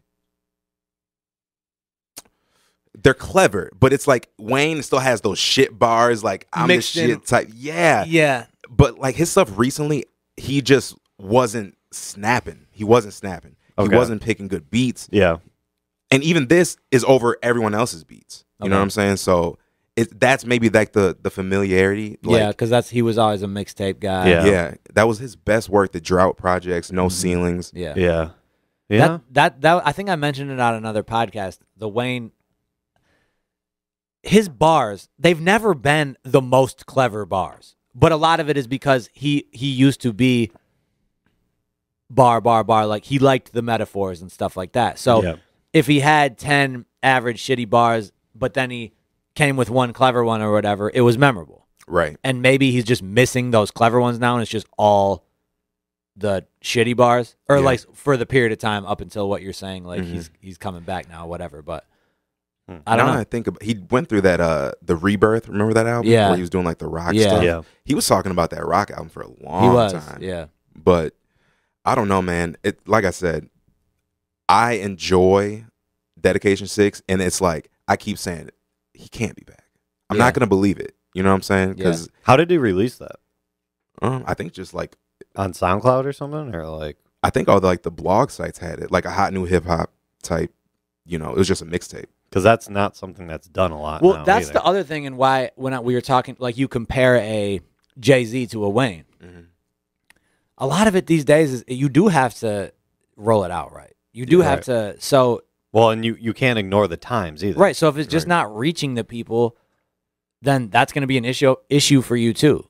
Like Jay-Z's always been great at, and it's because he controls his own shit more than Wayne. Right. But he's been great at like making buzz for himself when it's time to drop a project. Whereas Wayne has a hard time doing that.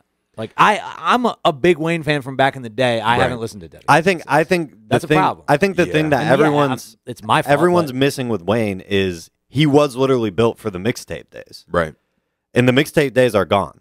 Yeah. So he can't like his albums weren't necessarily like the best thing to come from Wayne. It was his mixtapes that literally created all the buzz. like all of it, and he sold albums because of the buzz off of the mixtape. You think? Yeah, I definitely would agree with that for like Carter 3 and.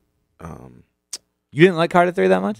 Oh, I did. No, yeah. It's not saying that it's bad. I'm just saying that like I don't think the buzz can compare to his mixtape buzz. Okay. Carter 4 for me is when it started getting a little slippery. Agreed. Yeah, I was like, what is this? Yeah.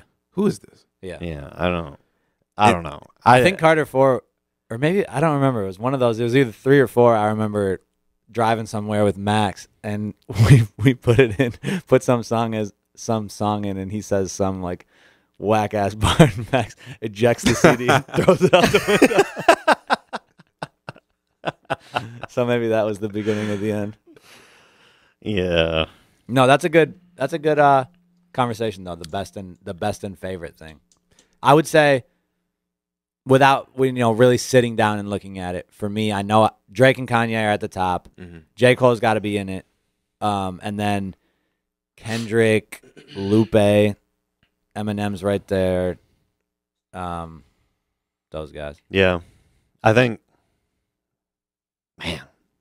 think Drake's definitely at the top of my list, only because I can definitely for favorite, because I don't know what it is about him, but he's just easy to listen to for me. And no matter what he puts out and stuff, and it's not even like I'm overly following him or anything. I'm not like a super fan. Yeah. But it's just like whenever I hear somebody say that Drake put out something new, I'm always going to look for it, just because I know that most of the time I'm just enjoying it.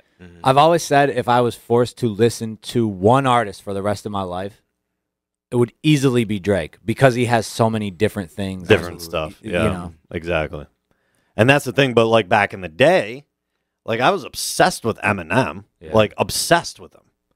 But like now it's like, and I'm even wondering too, because if I go back and, because I listen to Eminem a lot, like going back to listen. I don't listen to his new stuff at all. I can't stand it. But going back to his old stuff, I'm like, I literally am like, what?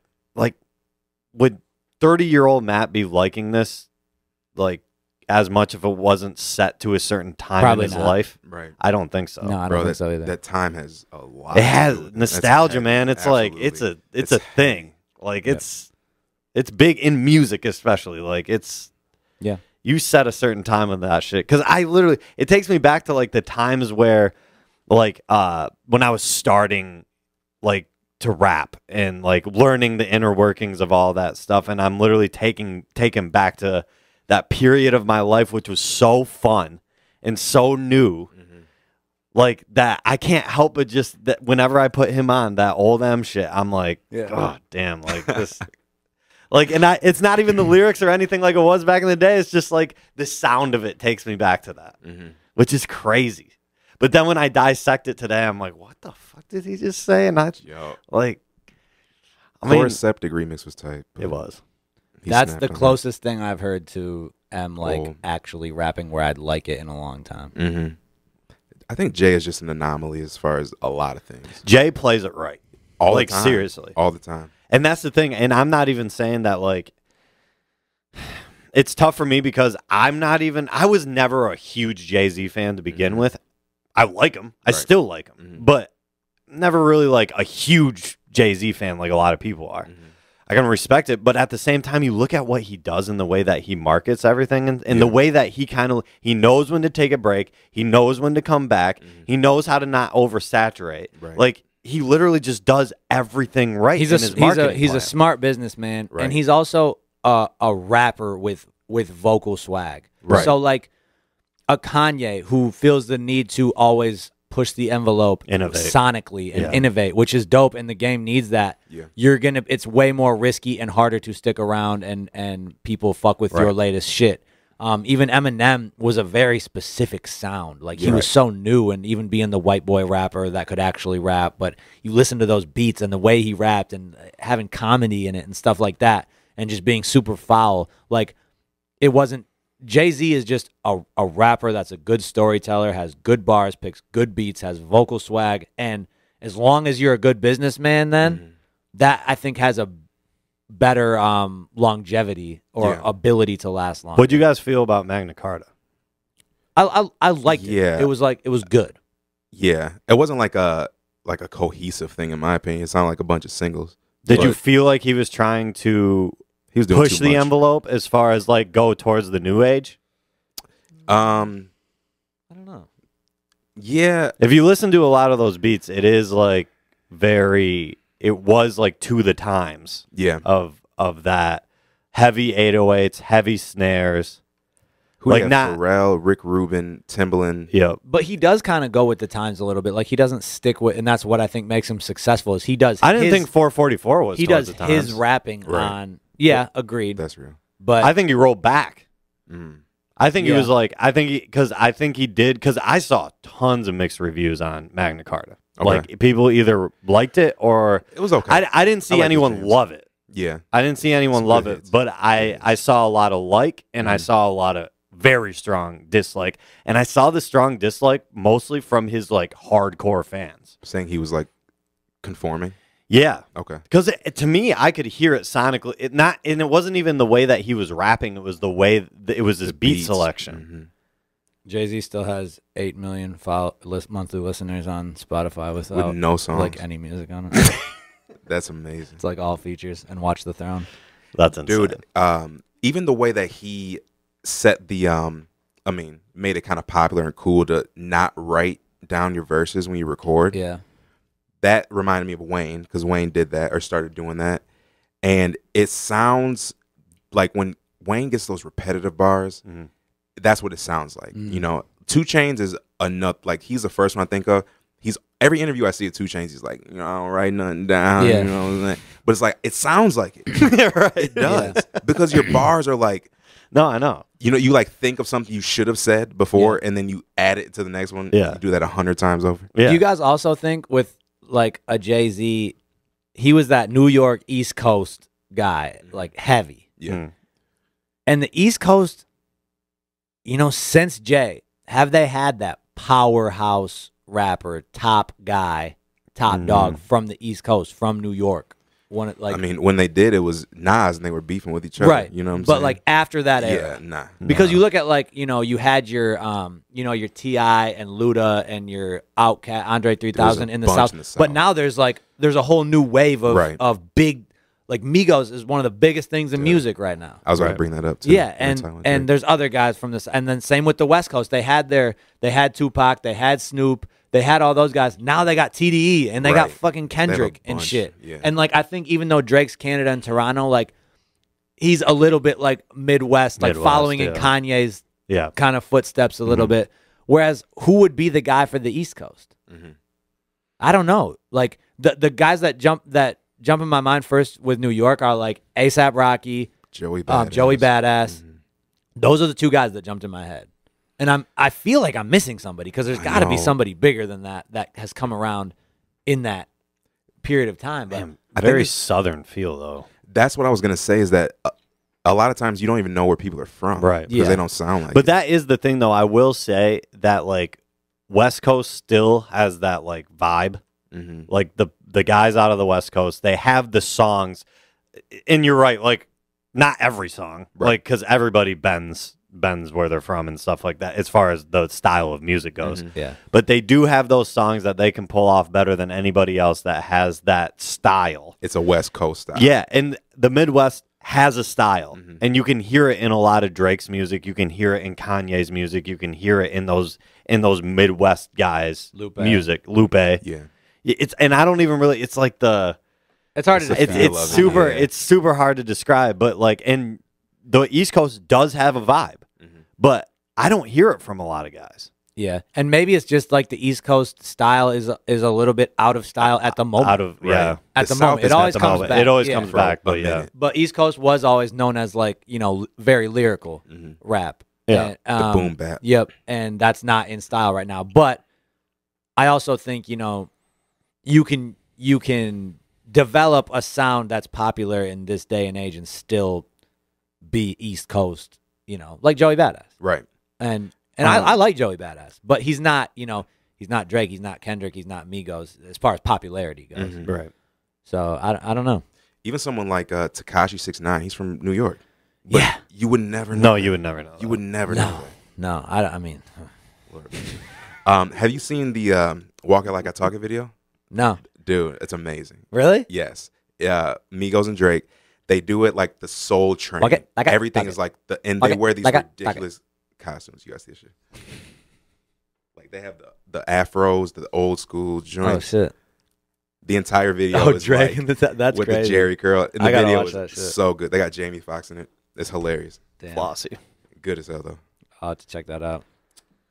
Shout out JID. That's also who I've been listening to a bunch. You put me Jid, on him. I fucking love him. He's You put me dope on as him. hell. He's He signed to Dreamville. J. Cole. Okay. Dreamville has some hitters right now. Yeah. Did you listen to that Kaz album? No, I didn't. Okay. It was pretty solid. Yeah, you sent me a couple joints. Yeah. So yeah, JID, Earth Gang, they're also on the label. This dude Lute, Lute. You told me about him. I got to He's listen pretty to him. dope. He's pretty dope. Yeah. Are they all like new signs? Relatively. Yeah, newish. Earth Gang and JID have been on tour for a little bit together. Okay. But they're ill. Yeah. Dreamville's JID's album is really dope that I listened to, his project. Yeah. And he's lyrical. Yeah. You know, but Super. that's I guess what I mean is he's a lyrical guy for sure. Right. But he does it in a way that it's like I could still just be in the car and put on one of his songs with some of my friends that aren't, you know, lyrical miracle whatever. Yeah. And they would enjoy that music. He blends it well. He has joints for, you know, like softer. I don't want to say soft. No, I know what you mean. Yeah. I think a lot of that is beat selection though too, as far as like if a guy, you know, you hear certain beats as far as, oh, this one I need to just flow over and let the beat take over, or this one needs my lyrical side in order to save it type of a thought. I feel like a lot of rappers like go into that type of a thing, but the rappers now that I'm starting to enjoy a little bit more will take the ones that you could easily just flow over and like make it a dope song and everyone would like it or whatever. But they take it a step further and they're like, no, I'm gonna make this into, I'm still gonna flow over it, but I'm gonna try hard to like still do what I could flowing over this, but put some dope ass lyrics into this. I think with Joey Badass, I think he took a step way up in popularity when he got Devastated. That was amazing. Because it wasn't just this lyrical song, it was really catchy. It had a great beat, great hook. And I think that elevated him in popularity a lot. And so now I think a lot more eyes are on him because of that single than they were before. And now if maybe his album was good. Yeah. I liked it. Cool. You can see why, you know, it wasn't like huge popularity, make him a superstar as far as just popular songs. But maybe if he can grab another couple singles that grab people's attention or something on his next project, maybe he could start to become that New York East Coast guy. I don't know. Right. That is interesting to me, though, because I just kind of thought of that topic as we were talking, and I think you can really point to that as far as the regions go. Yeah. Like, you can point to the old guys that were the megastars, like Wayne in the South and T.I. in the South and whatever. And now you can point to the new guys in the South that are the stars. Yeah. Right. Same with the West Coast with Snoop and Tupac and now TDE and those guys. Yep. Same with the North and the Midwest. Like, you had your Kanye's and now you got fucking Drake and shit. And East Coast is a little tougher. You had Jay-Z, you had Nas, you had Biggie. Now you have like... You got a lot of guys that aren't quite on that level. Yeah. Yeah. That's... Real shit. You want to say a couple more fan things and get out of here? Let's do it. Fan things. Hey guys, it's Matt. What up? It's you? Was thinking about this. Packy, he released Better put that belly Delirious. It was like one of his songs where he would sing and was very melodic. I was wondering if that what is it? Mariah Carey cover or remix will come out. I think that was like one of the most slept on remixes. I was also wondering, like, what does Packy think about like doing some more singing? Because I like a lot of diversity. But just let me know. Thank you. Good question. I appreciate that there's fans out there that like that stuff because I like experimenting with it and doing it. I don't just like sitting down in the studio every time and writing as many bars and 16s as I can or whatever. I like to do that. So, but the bottom line is they're never the most popular songs. Like Delirious is probably my most popular singy song that I've done. Don't you think? Yeah, by far. Yeah, and it's still not like the most popular song. No. So, no, I'll always do that stuff because I just that's just who I am as an artist. I'm not just always gonna be, every time I sit down I gotta make my most popular song. No, I'm gonna make what I want to make. But at the same time, you gotta understand it's not like, it's not what I do, period. Like it's not my thing. So I don't necessarily even want to do it as much as I want to rap. But also, it's never the most popular shit. But I appreciate that there's fans out there that like it, because if no one fucked with it and everyone was just like, this is garbage, get back to rapping, whatever, then when I want to do it, I would be like, damn, I just got to do this for myself and not put it out, whatever. And as far as the Mariah Carey thing goes, I think he's referring to this. But I did a verse and kind of like a makeshift hook over this. And I put it on either Snapchat or my Insta story or something like that.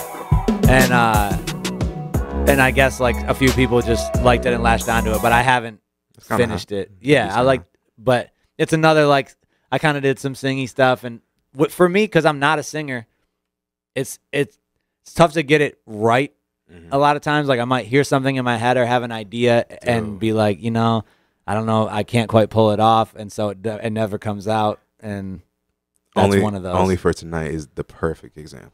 Yep. The first ever sing-songy shit we made was with Q. Dags was like out of town. He was in LA maybe. Yeah. So yeah, it was just you and I, right? Yeah. And Mo made the beat. I think Yvonne and Allison were in the studio. Yeah. And Mo made the beat, and we did like this like auto-tune sing-song only for Tonight. And that was that was the first time we did it. But no, it's just fun to do that in the studio sometimes. So, but yeah, it doesn't always equate to the most exactly in my head marketable thing. I was goddamn Teddy Pendergrass, and then but I do heard it like I do believe though, like there's certain ones where I'm like, yeah, I'm not a singer, so it's understandable that this isn't the most popular thing, right? But there are certain ones like Delirious where I firmly believe that is a dope sounding song. I think I hit a pocket where my vocals actually sound really well, and I think if I got it into the right hands or into the right audience, that it could be a more popular song. It's just that our fans and our audience are our fans and our audience for a reason, right? Because they like the stuff that I am used to doing and am good at and do all the time, and so that isn't necessarily the audience for Delirious, right? You know what I'm thinking this day and age too? Oversaturation as far as songs go with how streaming is today. What you're doing right now is probably the best. Like if you're going to look back on it 10 years from now, it's not always how it's been, but if you're going to look back on this music era 10 years from now, I think you're going to like the way that you could experiment, because I think because of that, it's going to enable you to be a rapper for longer. Because you're not just coming out with the same type of stuff all the time, like Wayne. And no, that's true. That's true. Yeah. But that's the thing, is it's giving you the freedom to be like, okay, I'm going to release one of these super popular type songs that all my fans like, and then I'm going to give you 3 of the not so ones and experiment. And then you got to wait for the next one. That's true. Because, if you don't like a certain type of song, it's not like you're waiting that long to get your next one. But if I just put out a similar type of song every time, then even if you like those, you get it's going to get lost in the shuffle. Yeah. That's a good point. Last question. Hey, I'm Mason from a suburb around Dallas, Texas. What up? Jerry Jones. I think I have a crush on one of my close friends' girlfriends. Just wondering what you think I should do here. Any help would be great. Thanks.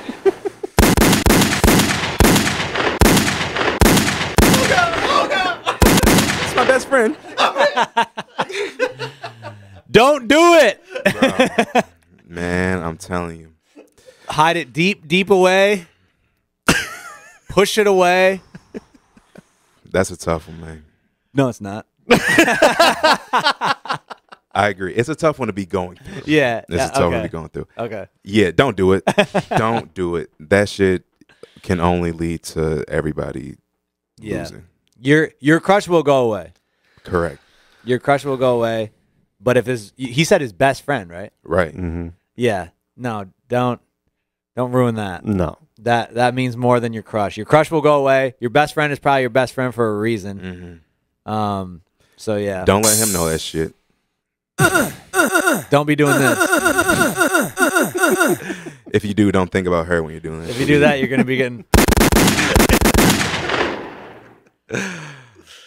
Yeah. You know, we should do a love hotline. Give advice. Only for tonight podcast. Only for tonight. That'd be tight. That's real. P's and Q's coming soon. P's and Q's. That's me and Q's podcast. We've been talking about that for 10 years. Yeah. Someday. Yeah. So Is that it for voicemails? that's it for voicemails.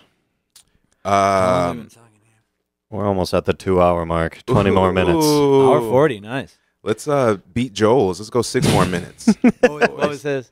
I think 145. 145. Nice. No disrespect. Just play a To the 6-minute young song. Just play Nipsey. Dude, Yeah. All right, let me look on what the fuck is it?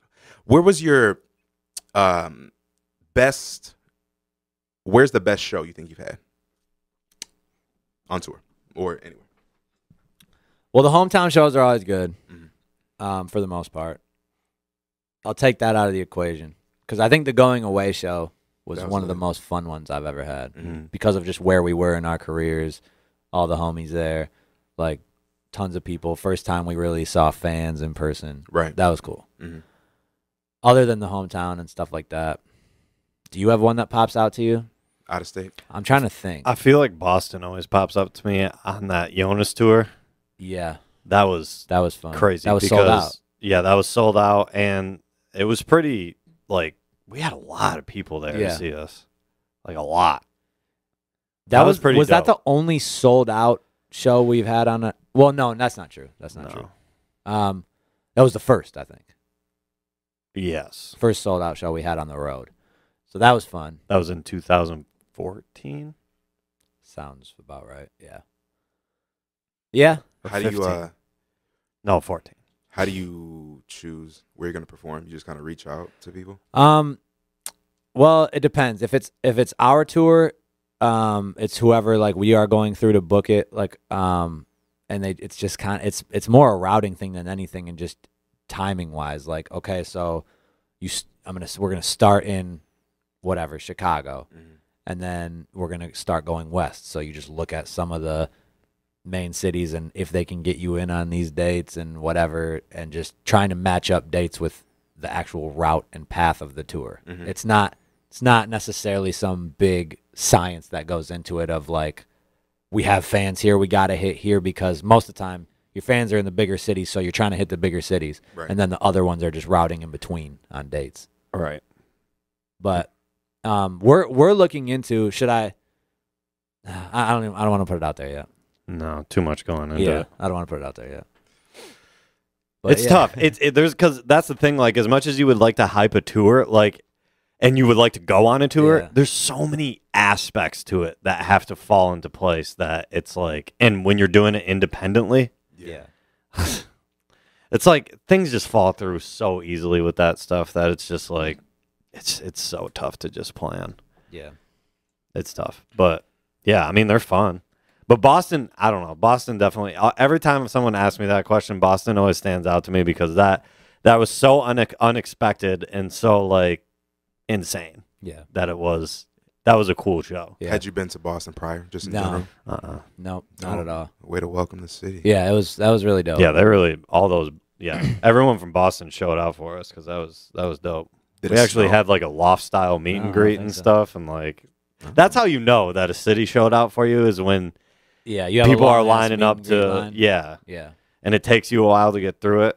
Then it's like that's dope. Yeah, that's dope. Any new merch dropping? We need to. We might need to actually work on that today on some designs. Because the sale is done. The sale is done. We're low on gear, and so we gotta I mean, we're low on the shirt colors. We still got some of the other shit like the zip ups. Yeah, the zip ups are dope. I feel like people are sleeping on the zip ups. They're comfortable as hell. Those are one of my favorite items. Like that gray zip up, I love it. Yeah. What's on the? Is that like mink on the inside? Yeah, butter. it is. Yeah, it feels nice. It is. Mink. I couldn't tell it was chinchilla. Yeah, we're taking a loss on those. It's worth every time. Hell it's a loss. Yeah. I'm promoting it right now. Yeah, this sale's got us in the red. Yeah. All right. Well, that's the pod. Yeah. Go spin, Gone Off the Drink. Keep that in your playlists. Please. Keep sending us voicemails and Twitter vids with audio and stuff for your questions. The voicemail number's in the description. 616 of the video, so I don't have to keep saying it. But yeah, you've said it enough. They can find it. You can find it. Definitely call us up. If not, Twitter is where you need to go. Q, any final words? You know, I would just like to thank you all. Absolutely. For having me. I appreciate it. No problem, man. Great to have you. We got to get you back, long as the fans don't hate you and kill you in the thread. Man. They loved you on the We Know You in Real Life video. Yeah. Disclaimer, I didn't know all the words, so I hit Q out of the blue. Like, that was real talk, like a pretty last-second video. We had a meeting that night, and Q was coming through, and I was like, hey, do you want to be in this video? I don't even think you knew it was for We Know You in Real Life. No, you put the acronym. And I was like, oh, okay, I don't know what this is. What would Jesus do? Yeah. So no, it was very last second. I don't think Mo knew he was going to be in it. Whatever. That was dope though. Yeah, it was fun. No, that's on me for not knowing the song. I usually know every song, and that one I was like, huh? No, you're was good. dope though. But no, shout out Aiden for that video, and, and these two for being in it. The boss. And it seems like I've been happy with the feedback on that because it was a simple video, but Aiden did a good job with it. And that's more of the type of shit I want to do going forward. And yeah, you always gonna get the random people that are like, "Oh, it should have been this, or it should have been better, or whatever." Right. But I think the overwhelming majority was cool. I like cool visual. Right. Rather have a visual than no visual, and yeah. So I think I'm gonna keep going that route. Yeah. I think it also helped that in that previous podcast you kind of mentioned the style. Yeah. When we had even said, I remember talking to Aiden going into it. And we were initially going to do a video for like this. Okay. But we kept thinking it's like an outside warm weather more song. And so kind of last second, we decided to do We Know You in Real Life, make it simple, do it in the studio, which goes with the song of We Know You in Real Life. Like, let's not do a bunch of extra shit, kind of spontaneous in the studio where we were having the meeting and everything anyway. Right. Like, this is it. Absolutely. And so I think it fits the vibe of it anyways. But good look on playing that. If you haven't seen it, that's available on our YouTube channel as well. We Know You in Real Life. We're leaving them with some Gone Off the Drink? Or no. We're throwing it back. Oh. Here comes the semi-truck. You don't know nothing about this. We're throwing it back to 2010? 9? Holy. 2009, the year the Specktators were established. Correct. 2009, this is Try Me. This is when I gave Q his nickname. Yes, correct. Try Me featuring Green Scheme. When I literally sounded like I was just talking on the track. Hello, guys. Podcasting on the track. Yep. All right, this is Try Me. We should just put a beat over this podcast and call it a song. You're in the Speck and the Elroy's here to party too. QTheBars for the barbecue. Q. Hi, hater, you remember me, no need for introduction. Q, aka Q by BKA, diamond found in the rough. And I'm so super clean, I could do this thing without cussing, but fuck it. Don't really care about my grammar, and so I does it. No X-pill necessary. You hear this verse, you'll feel it. Michael Myers round here. Throw me a beat, I will kill it. Don't sleep on me like NyQuil, but make sure you overdose. My attitude is deserted. There's no one even close to me. I'm an animal out the case, let me get them. Tryna roofie then rape the game, they ain't gonna know what hit them. So try me if you wanna, I'll put the track in a coma. Flow is a beast, Shrek, you just Princess Fiona. Come on, you know I'm on it. I've been jogging in the lead, and we both talking that green. That's why my city's sitting next to me. Slow it down.